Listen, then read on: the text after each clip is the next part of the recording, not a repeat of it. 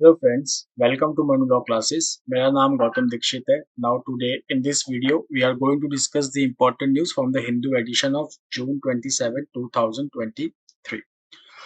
So some of the news which we are going to focus today and again which is going to be very important for our exam is the one is about the Manipur violence. The second is India-Egypt relation. We will also be covering the background of India-Egypt relation in the editorial part. Again, then we will also see about the Digital India Bill and how it can be strengthened in the context of India. And the next is we are going to focus on Bachelor Group. So let's start the news. The first news is from the Manipur. It says that center will ensure execution of pact with cookies, says Biren. So यहाँ पे the thing which we are talking about is that is suspension of operation agreement which was signed by cookie groups with the government for the suspension of their insurgent activities. So now this suspension of operations agreement which was violated during this violence, now the center says that this execution of this pact with cookies, it should be implemented. So now if you will see over here important highlights. So it says that Manipur Chief Minister N Biren Singh. तो पहले इसको note कर लीजिए कि मणिपुर का chief minister कौन है. ऐसे फैक्चुअल क्वेश्चंस एग्जाम में आते हैं. So he has said Union Home Minister Amit Shah had promised that the center would ensure the implementation of suspension of operation agreement. अब ये जो suspension of operation agreement है ये कौन से ईयर में साइन हुआ था? It was signed in the year 2008 with Kuki insurgent groups in hill areas. अब इस सस्पेंशन ऑफ ऑपरेशंस एग्रीमेंट के इंपॉर्टेंट पॉइंट्स मुद्दे क्या हैं? That is the insurgent group should remain in designated camps. Designated camps बने हैं उन्हीं में इनको रहना चाहिए, इनको बाहर नहीं आना चाहिए उससे. और जो इनके वेपन्स है it is under lock. So chief minister ने एलिज किया कि जब ये कुकी इंसर्जेंट ग्रुप्स हैं they have violated the ground rules of the suspension of operation pack and which instigated the violence. तो जैसा कि हम जानते हैं कि जब वायलेंस हो रहा था many weapons they were robbed from the police armoury. Okay and the weapons which have been all the weapons have not been returned till now. Okay, so इसके वजह से जो है जो वायलेंस है वो बहुत ज्यादा अभी भी वायलेंस के चांसेस जो है वो बहुत ज्यादा इसीलिए बने हुए. Now let's see, there is one more important information कि what was the center of violence in Manipur. So if you will see over here, the chief minister has said that out of the state's 10 hill districts, violence was reported only in 3, that is Kangopi, Tengonpol and Churachandpur. तो जैसा कि हम जानते हैं कि जो चूरचंद्रपुर से ये स्टार्ट हुआ था और उसके बाद ये बाकी 2 डिस्ट्रिक्ट्स में फैला. देन जो डिफेंस सोर्सेज हैं वो क्या कह रहे हैं कि जो एसएसओ कैंप्स हैं they were regularly checked and all weapons except 2 were found to be intact during inspection in the past 2 months. Now the next is withdraw Sikh Gurudwara's bill or gear up to face state, says SGPC. So ये SGPC क्या है? So SGPC is Shiromani Gurdwara Prabandhak committee. तो यहाँ पे अगर आप देखेंगे they have passed a resolution condemning the Punjab government's interference in the Sikh Gurdwara act 1925. तो इनका एक जनरल असेंबली सेशन हुआ अमृतसर में. सो इन्होंने यहाँ पे एक रेजोल्यूशन पास किया है and they are demanding the withdrawal of a bill. उस बिल का नाम क्या है? That is Sikh Gurdwaras amendment bill 2023. अब ये बिल जो है वो क्वेश्चन में क्यों है? So this bill is in question because कि ये जो बिल है वो ये जो राइट है the telecast of Gurbani that is sacred him. Okay, so it is freeing this right. मतलब कि अभी तक क्या हो रहा था कि जो गुरबानी है इसका जो ब्रॉडकास्ट राइट है वो एसजीपीसी के पास है और एसजीपीसी ने करेंटली ये राइट किसको दिया है? जी नेक्स्ट मीडिया को, that is PTC channel which is owned by Shiromani Akali Dal chief Sukhbir Singh Badal. So now जो एसजीपीसी के जो प्रेसिडेंट है Harjinder Singh Dhami, he has said that an amendment to the Sikh Gurdwaras act 1925 was possible only with the recommendation of SGPC. Okay, मतलब यहाँ पे ये कहना चाह रहे हैं कि हमसे कंसल्ट नहीं किया गया इस बिल को पास करने के लिए. Fine. So they say that before making any amendment to the act the approval of 2/3 of the members of the SGPC's general house cannot be ignored. So now see जो पंजाब के चीफ मिनिस्टर हैं Bhagwant Mann. So he said that he failed to understand. कह रहे हैं कि the issue of free to air broadcast of the Gurbani had taken a back seat in the session. So यहाँ पे अब एक्विजिशन चल रहा है जिसके में हम नहीं जाएंगे. तो यहाँ पे जो है that Shiromani Gurdwara Prabandhak committee they want to retain their broadcast rights and which they have currently given to G next media. तो इसी को फ्री करने के लिए, कि ब्रॉडकास्ट राइट को फ्री करने के लिए ये बिल जो है वो पास हुआ है. अब एक हम स्टेट से न्यूज लेते हैं. That is caste will have no role to play in appointment of temple priest says high court. तो यहाँ पे कौन से हाई कोर्ट की बात हो रही है? मैड्रास हाई कोर्ट की बात हो रही है.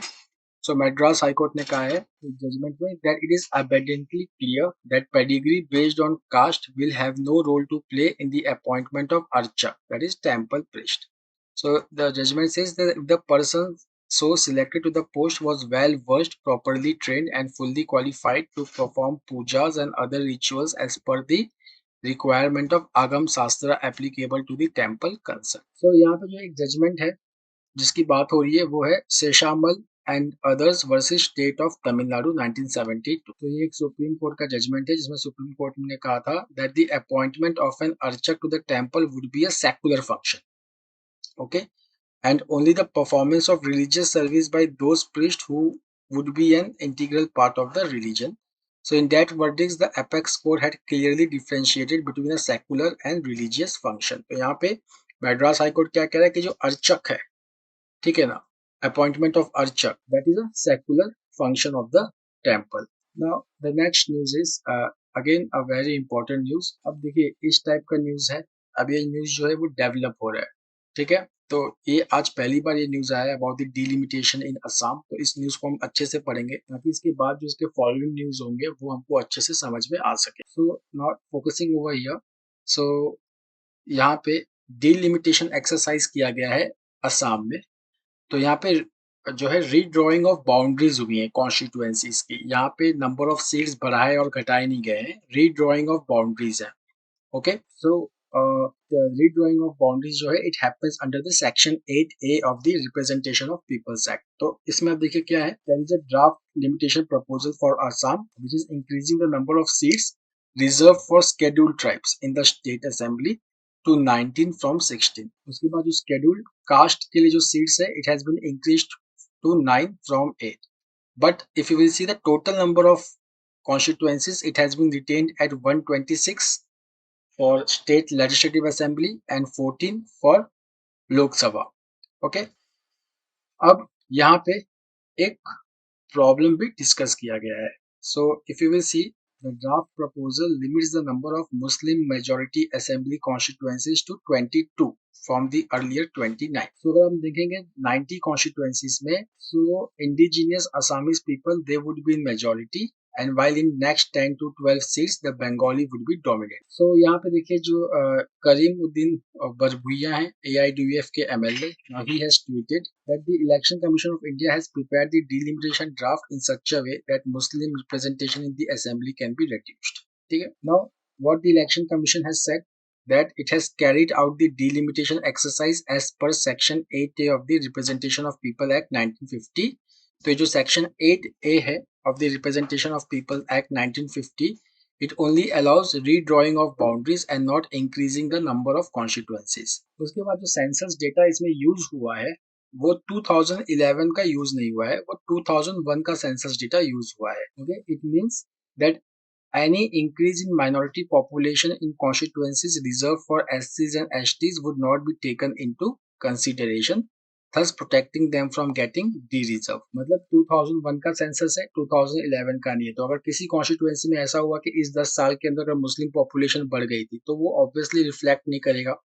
तो जो कॉन्स्टिट्यूएंसी की जो नेचर थी, suppose it is reserve for एससीज और एसटीज, तो वो बरकरार रहेगी. उसके बाद यहाँ पे इस डिलिमिटेशन एक्सरसाइज होने से पहले एक चीज और हुआ था. 3 डिस्ट्रिक्ट्स थे, उनको एक डिस्ट्रिक्ट में मर्ज कर दिया गया. फाइन. तो देखिए this is also important, that is 3 of the districts Bajali, Bishwanath and Hojai which were merged with their present districts, they had a sizable Muslim population, but merger होने के बाद जो the proportion of Muslims हैं in the newly merged districts it was altered and that affected the election commission's exercise as it considers this new district for redrawing the boundaries of the constituencies। इसका मतलब ये है कि पहले 3 districts थी तो constituencies उनके हिसाब से बन रहा था। अब एक तीनों डिस्ट्रिक्ट को मर्ज कर दिया गया एक चौथे डिस्ट्रिक्ट के साथ। अब ये एक बहुत बड़ा डिस्ट्रिक्ट बन गया। अब ये पूरे डिस्ट्रिक्ट का होल डिलिमिटेशन चलेगा। Fine. So the delimitation after the post merger, okay, it has altered the demography. Now the next news is since April 149 Char Dham Yatris died from ailments and accident. So यहाँ पे अगर आप देखेंगे that 72 deaths they have been reported from Kedarnath, 28 in Yamunotri, 27 in Badrinath and 16 in Gangotri. So this चार धाम, तो इसी को हम चार धाम कहते हैं। ये स्टैटिक का क्वेश्चन बनता है कि चार धाम में कौन कौन आते हैं, कौन से चार पिलग्रिम साइट्स आते हैं। तो केदारनाथ, बद्रीनाथ, यमुनोत्री और गंगोत्री। सो यहाँ पे अगर आप देखें दैट द हेल्थ मिनिस्ट्री का हेल्थ डिपार्टमेंट का जो डेटा है वो कहता है कि that most of the deaths were due to heart attack and जो पिलग्रिमेज सीजन होता है it will go on till 3rd week of November. The next is National Human Rights Commission sends notice to Maharashtra over torture of 11 workers. So यहाँ पे Maharashtra police ने 11 labourers को rescue किया था जिनको कॉन्ट्रैक्टर ने जबरदस्ती रखा हुआ था अपने कब्जे में थ्रू उनको चेन भी करके रखा हुआ था इन ओस्मानाबाद डिस्ट्रिक्ट। तो अब नेशनल ह्यूमन राइट्स कमीशन जो है वो स्टेट गवर्नमेंट को नोटिस भेजा है और चीफ सेक्रेटरी और डायरेक्टर जनरल ऑफ पुलिस से जवाब मांगा है। तो यहाँ पे जो नेशनल ह्यूमन राइट्स कमीशन है उसने देखा है कि that the provisions of the bonded labour system abolition act 1976 had been grossly violated. Now यहाँ पे the NHRC says that the incident clearly indicated the failure of the local administration to safeguard the laborers from such brutality committed upon them by the contractors. Now, please write me in the comment box the article in the constitution which aims to eliminate this bonded labor system in India. अब देखिए यहाँ पे news क्या है, श्रीलंका जो है वो अपने डेप्ट को रिस्ट्रक्चर कर रहे हैं। रिस्ट्रक्चरिंग का मतलब होता है कि डेप्ट को इस तरीके से फिर से रीअरेंज करना ताकि उसको फिर से रीपे किया जा सके। फॉर एग्जाम्पल कि समझो कि मेरे ऊपर 1 लाख का डेप्ट है और अब मेरे पास पैसे नहीं है। ये 1 लाख के डेप्ट पे मैं 1000 रुपीज इंटरेस्ट भरता हूँ पर अब मेरे पास पैसे नहीं है। Fine, so I don't have money. So suppose a person Y helps me with the money, so he has given me 30,000 rupees.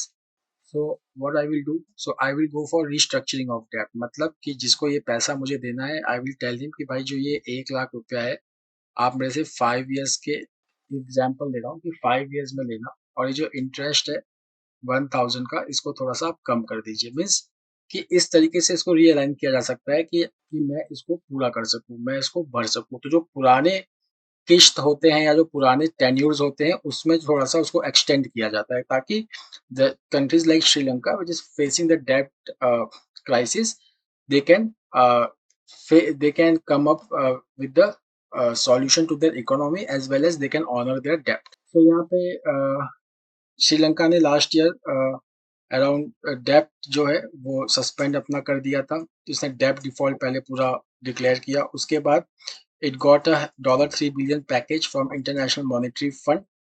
Okay उसके बाद अगर आप देखेंगे दैट जो फॉरेन और डोमेस्टिक डेप्ट है श्रीलंका का, तो फॉरेन डेप्ट है $41 बिलियन और डोमेस्टिक डेप्ट है $42 बिलियन। उसके बाद IMF ने ये भी हाईलाइट किया है कि there are signs of improvement in Sri Lankan economy but it has underscored the need for timely restructuring arrangement agreements. मतलब कि जो लोन एग्रीमेंट्स है उसको रिस्ट्रक्चर किया जाए कि ताकि फिर से श्रीलंका जो है वो डिफॉल्ट ना करे। उसके बाद श्रीलंका का जो एक यहाँ पे एक्सपेक्टेशन है वो ये है कि to get the longer time frame. Okay so if you will see the last paragraph that is Sri Lanka is looking at obtaining a longer time frame to repay its loan. Fine, अब यहाँ पे अगर आप देखेंगे तो जो डेप्ट IMF का डेप्ट पाने के लिए जो एश्योरेंस था तो इंडिया को श्रीलंका को अपने जो लार्जेस्ट लेंडर्स थे उनसे एश्योरेंस चाहिए था डेप्ट रिस्ट्रक्चरिंग का। तो उसमें इंडिया, जापान, फ्रांस इन सब लोगों ने डेप्ट रिस्ट्रक्चरिंग का परमिशन दे दिया। Fine, so if you will see that there is an official creditor committee which is co-chaired by India, Japan, and France to discuss Sri Lanka's request for debt treatment. This committee also includes Paris Club creditors as well as other official bilateral creditors. यहाँ पर आप देखेंगे China has attended the meeting as an observer and is yet to formally join the committee. तो यहाँ पर आप देखेंगे जो इंडिया है, it has repeatedly emphasized creditor parity between bilateral lenders, and Japan and Paris Club have echoed the sentiment. But China जो है वो डिमांड कर रहा है कि जो multilateral creditors to be brought into the same process. अब यहाँ पे जो डोमेस्टिक डेब्ट रिस्ट्रक्चरिंग है उसका इफेक्ट कहाँ पे पड़ेगा?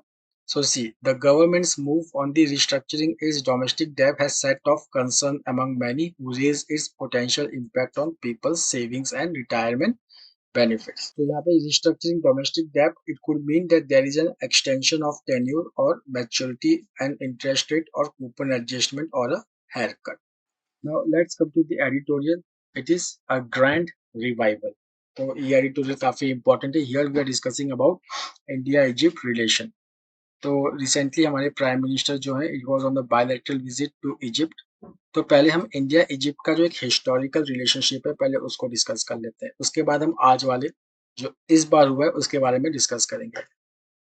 तो इंडिया एंड इजिप्ट, ठीक है, तो इनकी जो रिलेशनशिप है वो काफी पुरानी है, राइट। तो अगर आप देखेंगे that the two countries they signed a friendship treaty in 1955। उसके बाद India supported Egypt during the Suez Canal crisis of 1956, and then both are the founding members of non-aligned movement in 1961. उसके साथ साथ they are instrumental in G77 grouping जो global south जिसको आज हम कहते हैं and south south cooperation initiatives. उसके बाद कोल्ड वॉर के दौरान इंडिया और Egypt they were already a member of non-aligned movement, so they had a desire not to become the camp follower of either United States or Soviet Union. उसके बाद most recently if you will see the convergence between India and Egypt. So India and Egypt both have refused to join the Western sanctions against Russia in the backdrop of Russia-Ukraine crisis. उसके बाद जब Russia Ukraine crisis हुआ तो Egypt it is one of the biggest importer of wheat तो and Russia and Ukraine they are also one of the largest exporter of wheat, so there was supply chain crisis during the war. Egypt को जो है वो wheat मिलना मुश्किल हो गया था, तो तब इंडिया ने सप्लाई किया था wheat to the Egypt. Now the next is the two sides they are also pursuing closer cooperation in green energy, pharmaceuticals and defense. मतलब जैसा कि आप जानते हैं कि कल भी हमने डिस्कस किया था that both the countries they have signed the strategic partnership. The next is there is MOU in agriculture, archaeology and antiquities and competition law. उसके बाद हमारे जो प्राइम मिनिस्टर है he visited Al Hakim Mosque in Cairo. उसके बाद the next is that our prime minister he has been awarded the highest award of the Republic of Egypt, that is called as the Order of the Nile. So it was conferred on our prime minister and it is given to world leaders and those who offer Egypt okay or humanity invaluable services. उसके बाद अगर आप देखें तो the two leaders they will meet again as Egypt is a special invitee to G20 summit in Delhi. The next thing is कि recently BRICS summit भी हुआ. So Egypt which has recently joined the new development bank which is the bank of BRICS established by Fortaleza agreement in 2014 and headquartered in Shanghai. तो Egypt जो है वो new development bank का member तो बन चुका है but Egypt has eagerness to join the BRICS. At the same time जैसे कि आप देखेंगे हमने पहले भी डिस्कस किया था कि हमारे प्राइम मिनिस्टर ने सारे G20 लीडर्स को लिखा है कि to include African union in G20। अब हम आते हैं रेबेलियन इन रशिया, ठीक है। तो रशिया में रेबेल हो गया है और ये रेबेल क्या है, this is associated with Wegener group से ये एसोसिएटेड है this rebel. So it was a short-lived mutiny. It was led by Yevgeny Prigozhin, who is the head of the Wagner private military company. Okay, so he has a feud, okay, with Russia's top defense leadership, which also includes Russia's defense minister Sergei Shoigu. So यहाँ पे जो ये है जो mutiny है, it exposes the complex power dynamics which is happening in Russia currently. So Mr. Putin has ruled Russia for almost 2 decades with very iron hand. And जो mister Prigozhin है, his forces took over critical military headquarters in Rostov on Don and they launched a march of justice towards Moscow. ठीक है, सो यहाँ पे जो Vladimir Putin है, he has called this mutiny as a betrayal. Fine. But अगर आप यहाँ पे देखेंगे कि जो वैगनर ग्रुप है, it has a deep influence in Africa and it has help Russia in many battlefield in Ukraine.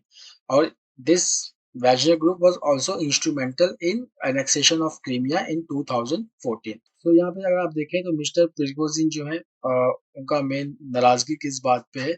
So he has demanded the dismissal of Russia's top military leadership, and he has called the defense minister Sergei Shoigu and chief of general staff geriatric clowns. Geriatric का मतलब होता है बुढ़ा।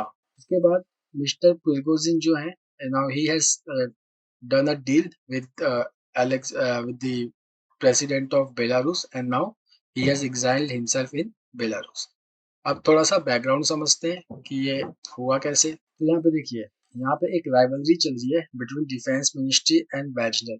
So since February, Mr. Prigozhin he has attacked the ministry, accusing it of corruption and incompetence.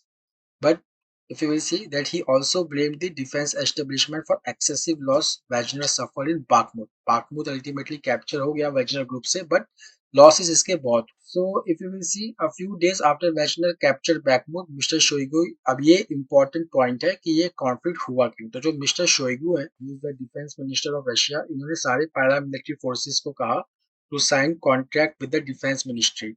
तो जो mister Prigozhin है, उनको लगा कि now defense ministry of Russia is trying to dismantle his group, that is Wagner group. So this was the trigger for the revolt by him. Now coming to our last editorial, that is laying the foundation for a future ready digital India. तो एक bill है digital India bill जो introduce होने वाला है। ये replace करेगा IT act 2000 को, और ये जो इसका फोकस होगा that will be to tackle emerging challenges such as user harm, competition and misinformation in the digital space. तो जिसका फर्स्ट ड्राफ्ट है वो एंड ऑफ जून तक आ जाएगा। सो अब हम यहाँ पे जो मेन फोकस है वो है इंटरमीडियरीज के ऊपर। ठीक है, तो ये जो हमारा करंट आईटी एक्ट है, आईटी एक्ट 2000, ये इंटरमीडियरी को देखो कैसे डिफाइन करता है। So it includes three main categories, fine, that is social media intermediaries, significant social media intermediaries and online gaming intermediaries. अभी सोशल मीडिया इंटरमीडियरीज क्या होते हैं? They are platforms which facilitate communication and sharing of information between users. जैसे कि आप Facebook use करते हैं, आप ट्विटर यूज करते हैं, आप यूट्यूब यूज करते हैं, these are social media intermediaries. Okay, और जो सोशल मीडिया इंटरमीडियरीज होते हैं इनकी काफी लार्ज यूजर बेस होते हैं। जैसे कि आप इंस्टाग्राम देखेंगे, यूट्यूब देखेंगे, तो यहाँ पे जो यूजर बेस है ये बहुत ज्यादा होता है।